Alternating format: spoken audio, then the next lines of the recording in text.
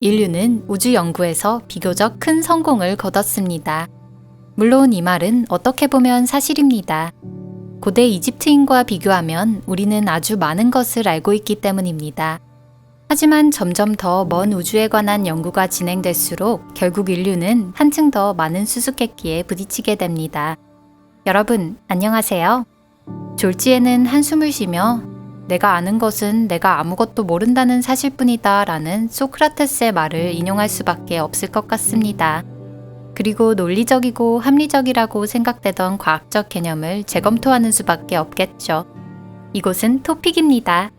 오늘은 바로 그러한 현대 천문학이 규명할 수 없는 수수께끼를 엄선했습니다. 그럼 바로 시작해 볼까요?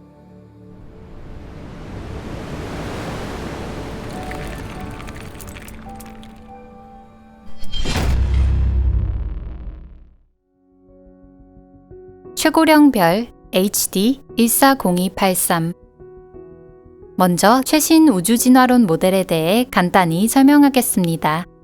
약 138억 년 전 이른바 빅뱅이 일어났습니다.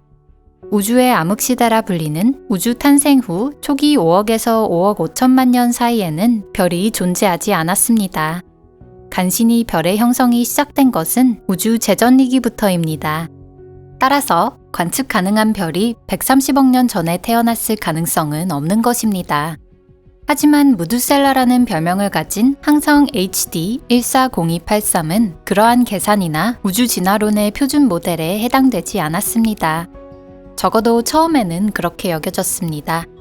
최초로 HD 140283의 나이를 측정했더니 160억 살이라는 터무니없는 수치가 나왔기 때문입니다. 마치 부모보다 아이가 먼저 태어난 것 같은 그야말로 있을 수도 없는 일이었습니다. 다행히 재측정한 결과 HD 140283은 140억 세, 그 후 137억 세까지 회춘하게 됩니다. 오차는 마이너스 8억 년 정도일 것입니다. 과학우주 진화론에서 이러한 수치는 드물지 않지만 어쨌든 현재 알려진 것 중에서 HD 140283이 가장 오래된 별이라는 사실에는 변함이 없습니다. 다른 별을 흡수하는 펄사 J1311-3430. 항성과 블랙홀로 이루어진 쌍성에서는 블랙홀이 상대 항성을 마치 흡수하는 것처럼 항성의 물질을 빨아들이는 경우가 종종 있습니다. 이와 같은 천체가 다수 존재하기 때문에 천문학자들은 더 이상 놀라지는 않을 겁니다. 하지만 이와 똑같은 행동을 하고 있는 새로운 펄사가 나타났다는 사실에는 과학자들도 놀랐습니다. J1311-3430은 바로 그런 펄사로 블랙 위도우라는 의미심장한 별명을 갖고 있습니다. 이 펄사는 유사한 별 중에서는 최대이며 질량은 약 2.7 태양질량입니다. 한편 J1311-3430의 반성은 항성치고는 매우 작고 목성 몇 배의 질량을 가지고 있으며 주로 헬륨으로 구성되어 있습니다.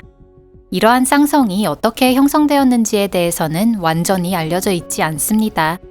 확실히 말할 수 있는 것은 이 펄사가 반성을 거의 전부 흡수, 다시 말해 반성의 질량을 모두 자기 질량으로 만들고 있다는 점입니다. 질량을 잃은 항성은 이론상이라면 백색외성이 돼야 하지만 그렇게 되지 않았습니다. 왜 그럴까요? 이는 차세대 천체 물리학자들에게 주어진 과제입니다. HV2112.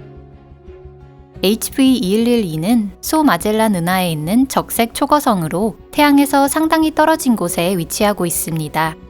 HV2112는 같은 종류로 분류되는 대부분의 항성과 같은 변광성으로 주기적으로 밝기가 바뀝니다. 특별히 놀라운 일은 아닙니다. 다만 여기서 이해할 수 없는 것은 HV2112는 어찌된 영문인지 금속, 특히 리튬이나 몰리브덴이 매우 풍부하다는 것입니다. 이 금속이 어디에서 왔는지는 분명합니다. 항성의 특징인 격렬한 핵반응의 결과로 형성되는 것이 금속인데 도대체 왜 그렇게 많이 들어있는 걸까요? 하나의 가능성으로 생각되는 것이 HV2112가 손 지트코프 천체라는 것입니다.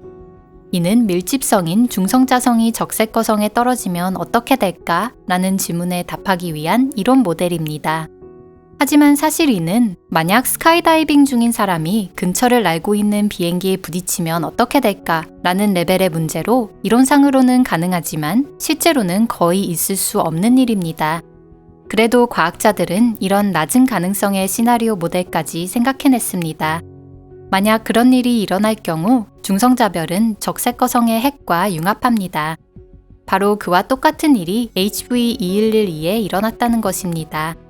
고온, 고밀도 항성과 적색 초거성 성간 매질의 상호작용으로 인해 열핵 반응에 박차가 가해지며 특이한 경과를 보이고 있는 것입니다. 이는 항성의 화학 성분이 희귀하다는 사실을 보여줍니다. 하지만 현재로서는 이것이 손 지트코프 천체라고 단언할 수 있는 천체가 하나도 발견되지 않았습니다. 즉, 그러한 별이 존재하는지에 대한 확실한 증거가 아직 없는 것입니다. 어쩌면 HV2112의 비밀을 밝혀낼 열쇠는 다른 곳에 있을지도 모릅니다.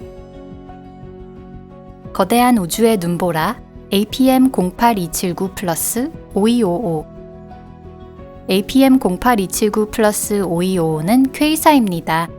다시 말해 이는 활동 은하 핵으로 이곳에서 초대 질량 블랙홀이 물질을 집어삼키고 있습니다.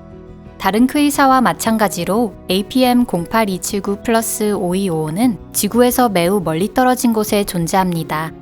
좀 더 자세히 말하자면 우리가 보고 있는 것은 120억 년 전의 모습입니다. APM-08279 플러스 5255에는 지구의 바다 140조개에 해당하는 많은 양의 물이 포함되어 있습니다. 이 물은 우주 기준으로 상당히 고밀도이며 수백 광년 두께의 구름으로 블랙홀을 감싸고 있습니다. 이 바다는 지구의 대기에 비해 훨씬 희박하며 기온 역시 영하 55도 정도로 매우 낮습니다. 그러니 이는 나사에서 말한 우리가 아는 평범한 바다가 아닌 것입니다. 오히려 수조개의 얼음 조각과 눈송이로 이루어진 눈보라에 가까운 모습을 하고 있습니다. 하지만 여기서 중요한 건 이런 거대한 저수지를 어떻게 불러야 할까라는 점이 아니라 이 물이 대체 어디서 왔느냐는 점입니다. 최신 은하 형성 모델에 따르면 물은 훨씬 적어야 맞습니다. 어쩌면 아직 우리에게 알려지지 않은 우주에 숨겨진 힘의 원천은 아닐까요?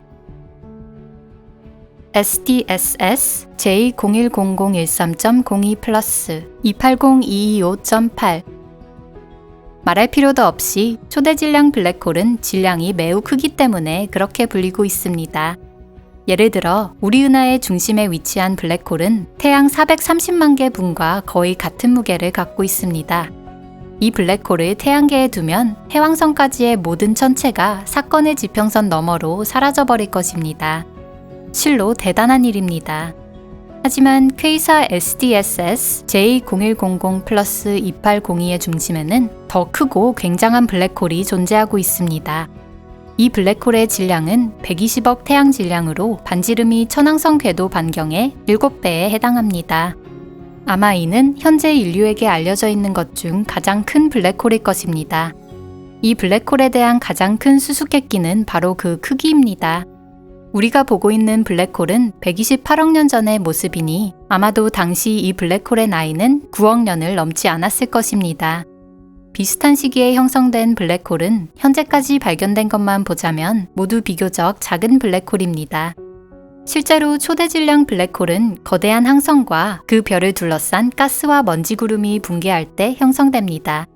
이를 위해서는 가장 먼저 항성과 구름이 형성되어 진화해야 하는데 그러기에 수억 년은 너무 적은 시간입니다.